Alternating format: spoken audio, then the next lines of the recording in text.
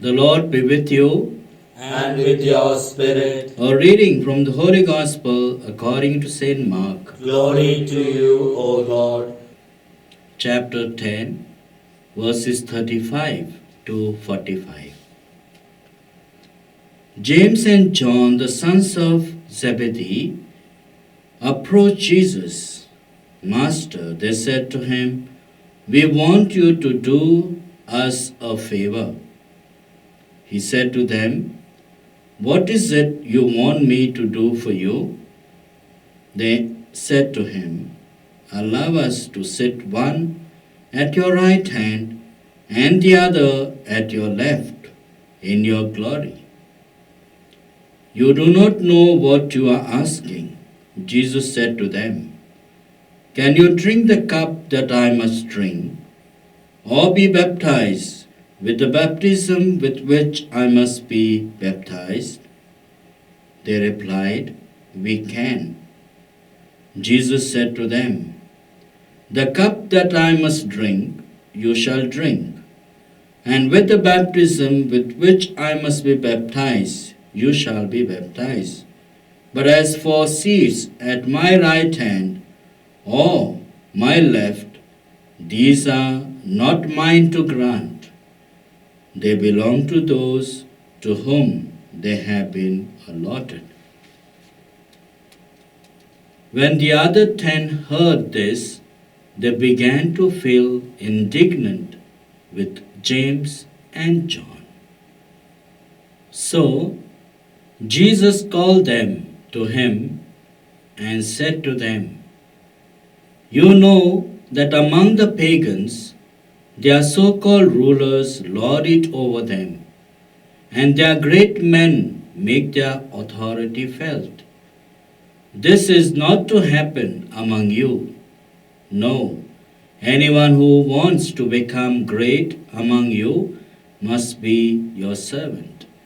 And anyone who wants to be first among you must be slave to all.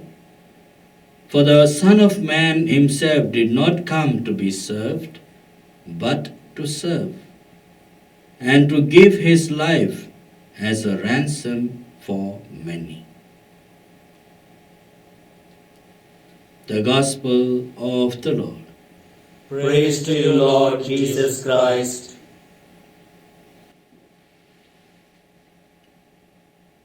Dear brothers and sisters, it is very apt for us today to reflect on a common theme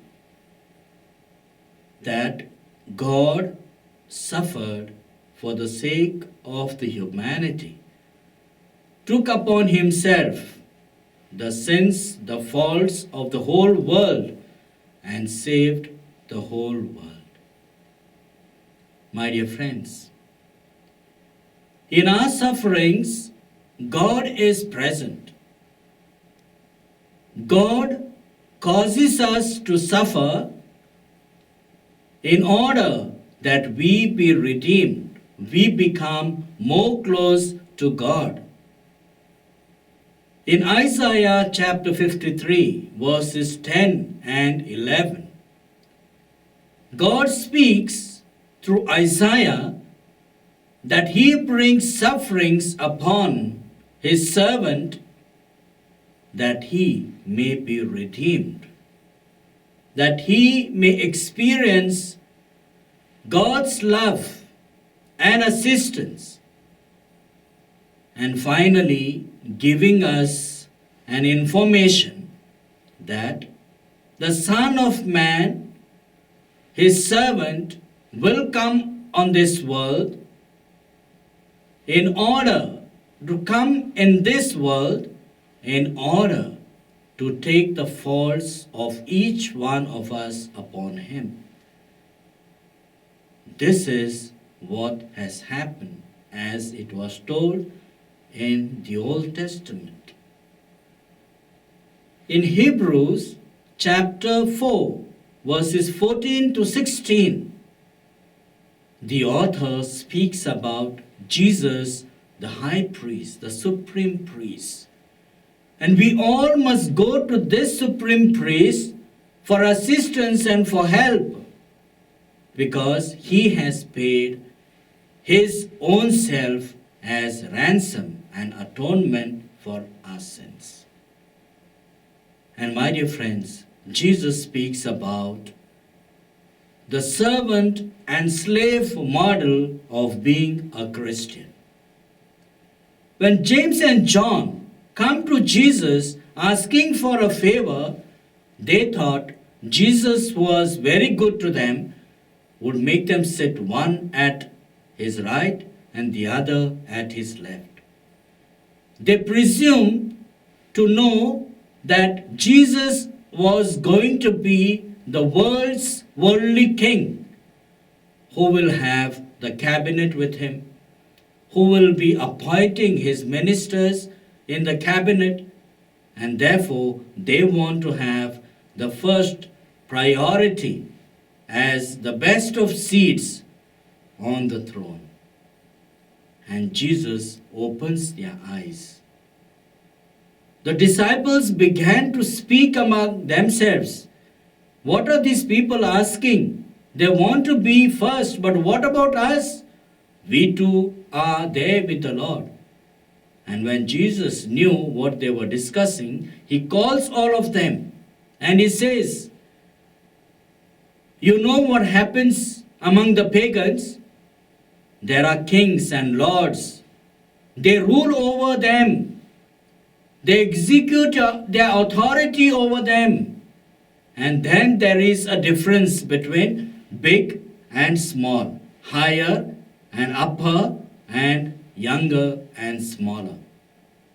So they make others to listen to them, obey their order.